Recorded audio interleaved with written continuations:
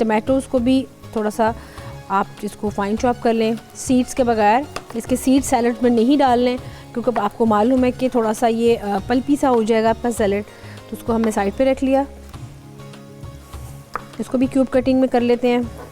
आप इसमें चाहें तो कैप्सिकम भी ऐड कर सकते हैं। यहाँ पे आप इसमें अगर आपके पास कोई मशरूम्स पड़े हैं या आपके पास कॉर्न्स पड़ा है वो भी इसमें आप ऐड कर सकते हैं। तो इसको हम अभी सब चीज़ों को इसमें मिक्स करेंगे।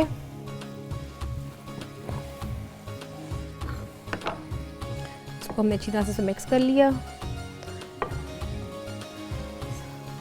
यहाँ पे हम इसमें ऐड करेंगे चिकन के साथ, थोड़ा सा इसका फ्लेवर देंगे इसको हल्का सा।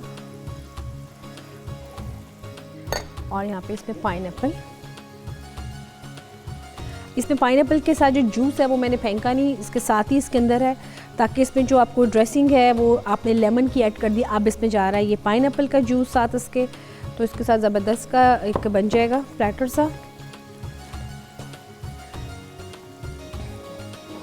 जी फिर जब तक मैं इसको क्यूकम्बर्स में और ऐड करती हूँ तब तक आप इसका भी देख लें रेसिपी कार्ड।